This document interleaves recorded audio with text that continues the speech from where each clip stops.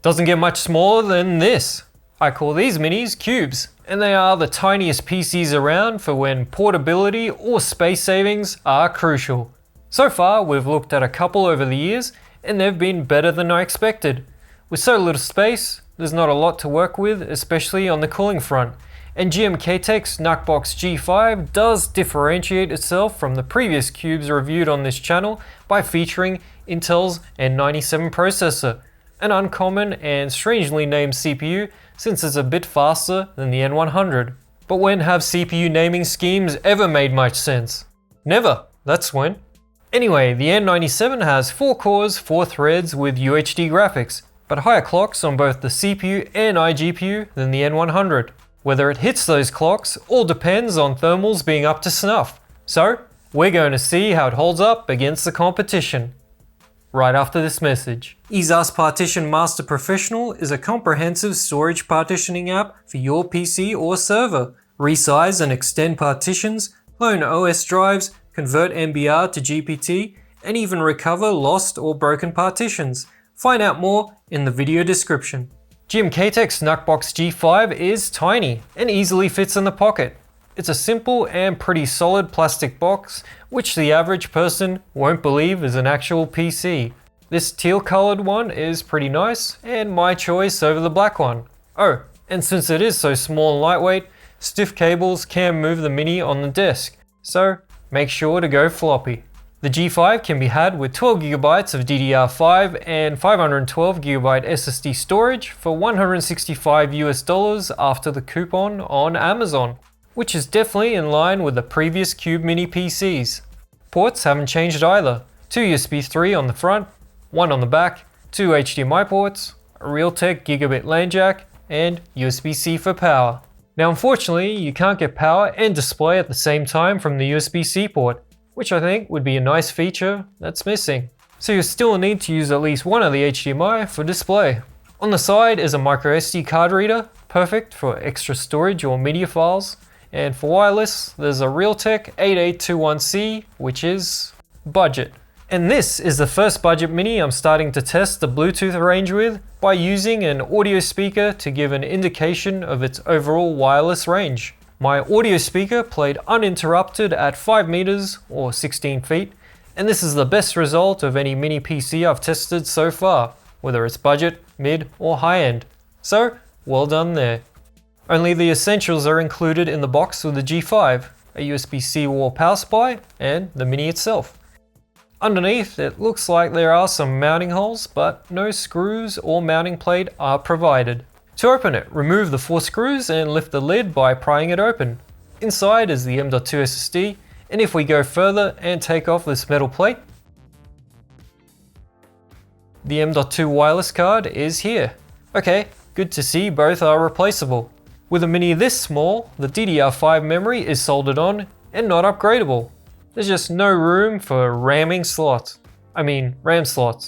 When you fire up the G5, you'll be greeted by Windows 11 Pro, and a malware scan came up clean, as usual for GMKtec minis. Ubuntu also works well on the G5. Here it is running off a USB drive. Alright, on to the benchmarks. Default performance is tested, and any result labeled as performance needs some kind of tweak to activate it.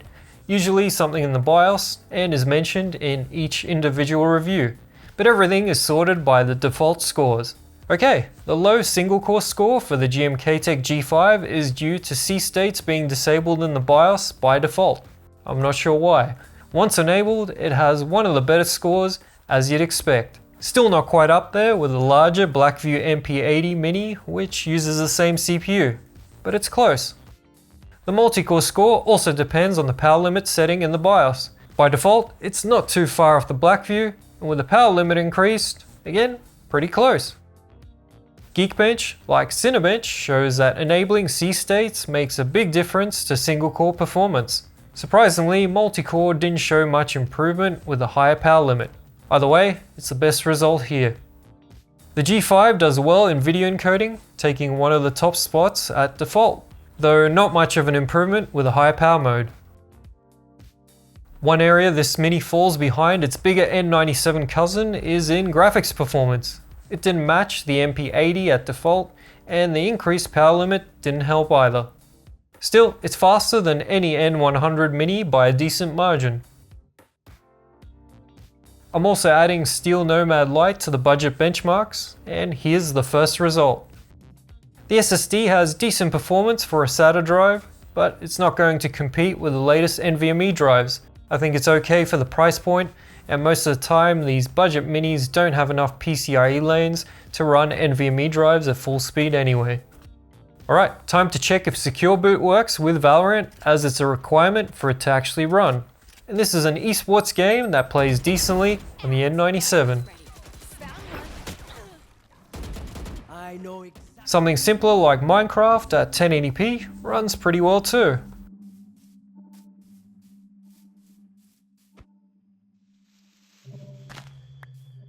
But I think this mini shines as an emulation box. And you can play most of the PS2 library at 720p in GameCube or Wii as well. The tougher to emulate titles might have to drop down to 480p if you want a solid 60 FPS frame rate.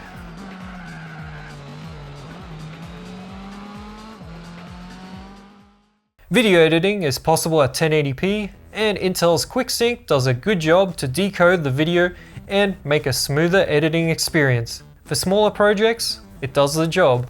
Another cool feature with Intel's latest N series is AV1 hardware video decoding. These minis have no problem playing back 4K 60 FPS. Alright, you can get into the BIOS by mashing the delete key when you power on the mini.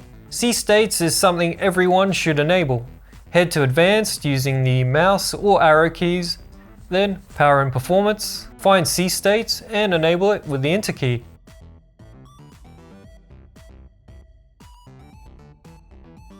If you want additional multi-core CPU performance, you can also increase the power limit by heading to Power, Power Limit Settings, and change it from 12 watts to 15. Just be aware it does increase power draw and CPU temperature. Once you're done, save and exit. Other settings, such as Wake on LAN, are already enabled by default in the Chipset tab. Okay, so idle power draw is average at 9 watts, and the maximum will depend on the power mode you want to run with. The G5 used a little more than the other N97 Mini I tested. Under a full core load, it struggles to keep the CPU cool. It has the highest default temperature recorded and will have some thermal throttling in both performance modes. Fan noise is higher than a bunch of the bigger minis. As you'd expect, trying to remove all the heat from such a small space isn't easy. That being said, I found it to be acceptable considering what we're dealing with.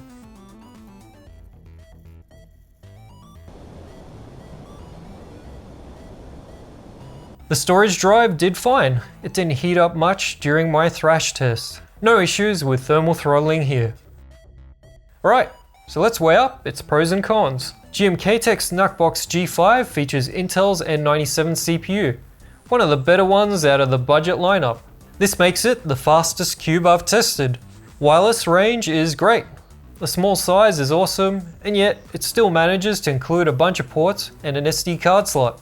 It's USB-C powered, but unfortunately you can't use it for power and display from a USB-C monitor. CPU temp is high, but still it does perform pretty well. Except for the integrated graphics, which has a hit in benchmark scores compared to the previous N97 I tested. If you're looking for the smallest mini PC available with Intel's N97, this might be just the one you're looking for. Affiliate links are down in the video description if you're interested. Or if you want a lot more power in a bigger size and don't mind paying more, check out my GMKtec M6 review. It's a mini PC with a lot of bang for your buck. Cheers!